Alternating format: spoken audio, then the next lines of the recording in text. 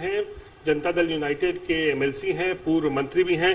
नीरज जी, काफी महत्वपूर्ण ये बैठक मुख्यमंत्री ने बुलाई है, क्या एजेंडा क्या है इसका?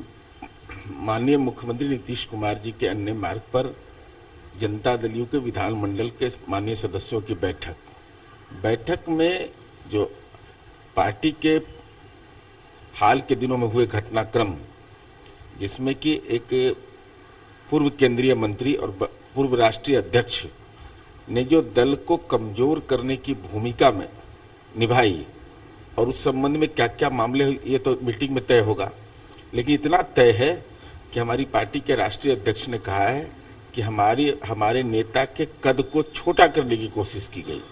अब उसमें और समय आने पर उस साक्ष्य के साथ खुलासा करेंगे। अब वो क्या मामला है, लेकिन इतना तो तय है ना कि माननीय मुख्यमंत्री नीतीश कुमार जी ने इस बिहार में जो काम किया और काम करने के बाद सीटों की संख्या घट जाना एक बड़े अलायंस के बावजूद, यह तो निश्चित रूप से हम तमाम लोगों के लिए चिंता का विषय था कि आखिर कारण क्या था।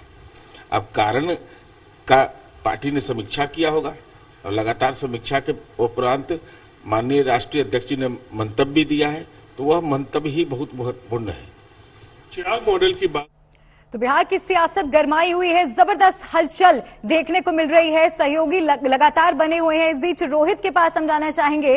रोहित, मेरी आवाज आप तक पहुंच रही है तो बताइए कि इस वक्त किस तरह की हलचल, क्योंकि आज तमाम राजनीतिक दल बैठक करने वाले हैं। बैठक का मुख्य एजेंडा क्या रहने वाला है और कब तक तस्वीर साफ होगी कि बिहार में क्या होने वाला है नया?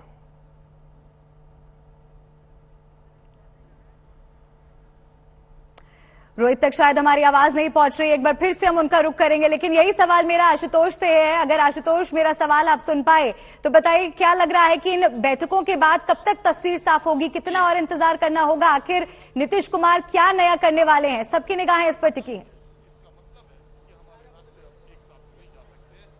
अगर घंटों के हिसाब से गिन लें तो घड़ी में 10:15 बज रहे हैं। 2 से 2:30 बजे से लंबा इंतजार नहीं करना पड़ेगा। 11 बजे की बैठक है और इस तरह की जो बैठकें होती हैं, अगर पूरी पटकथा लिखी हो, पूरी स्क्रिप्ट तैयार हो, तो डायरेक्टर को बस एक्शन बोलना होता है, तो उसमें ज्यादा समय लगता नहीं। आधे 1 घंटे में सारा फैसला लिया जा चुका है। लेकिन चूंकि ये संवैधानिक प्रक्रिया है, जब इस तरह की विधायी प्रक्रिया है तो उसमें हस्ताक्षर होते हैं, एक सहमति की फॉर्मेलिटी रह जाती है। जैसे उसकी घोषणा होती हो, अब यहां तक जानकारी मिल रही है कि नीतीश कुमार 4 से 5 बजे तक राज्यपाल के दफ्तर भी जा सकते हैं, राज्यपाल के पास भी जा सकते हैं। लेकिन ये सब औपचारिक ऐलान होगा, क्योंकि इस तरह के जब फैसले होते हैं तो इस तरह के ऐलान हमेशा होते हैं, औपचारिक तरीके से पार्टी घोषणा करती है। वो 2 से 3 बजे का समय जो अभी फिलहाल समझ में आ रहा है, जानकारी मिल रही है वो ये, क्योंकि सभी पार्टियों की आप देखिए कि बैठक साइमल्टेनियसली हो रही है। फैसला लेना है और पूरी पटकथा लिखी है तो एक दूसरे को समर्थन की चिट्ठी सौंपनी है।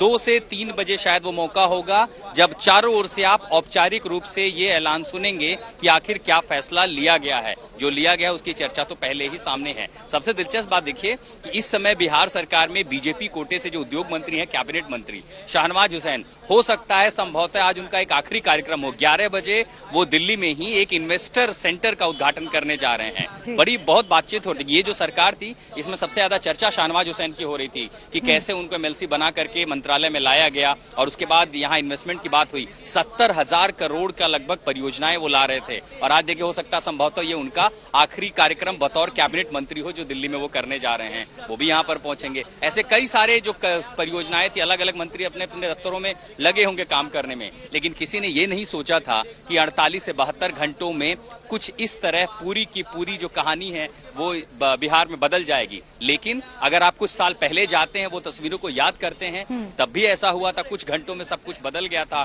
गठबंधन की तस्वीर बदली, सरकार की तस्वीर बदली। अगर यहाँ भी गठबंधन की तस्वीर बदलती है, हालांकि एक महत्वपूर्ण बात यह भी है कि अब इसके जो छोटे घटक दल हैं, चाहे वो हिंदुस्तानी अवाम मोर्चा हो या दूसरे जो घटक दल है, वो ये कह रहे थे कि जब एनडीए में बयानबाजियों का दौर चल रहा था, चाहे संजय जायसवाल की ओर से हमला हो या जेडीयू की ओर से हमला हो, जब उन्हें ये लगने लगा कि कहीं आरसीपी जो है बिहार के एकनाथ शिंदे वाली भूमिका में तो नहीं है, या फिर कोई और है जो बिहार के एकनाथ शिंदे की भूमिका तय कर रहा है, तो क्यों नहीं बीजेपी और जेडीयू के नेताओं ने आपस में बैठकर इसको सुलझाने की कोशिश की। बिल्कुल, यही आशुतोष माना जा रहा था कि आरसीपी प्रकरण ने ही आग में घी का काम किया है। नीतीश सरकार और बीजेपी के रास्ते अलग होने की अटकलों के बीच जेडीयू की तरफ से क्या कुछ कहा जा रहा है, भारतीय जनता पार्टी का क्या रिएक्शन है इस पूरे मामले में, आपको सुनाते हैं दोनों पार्टियों की बात।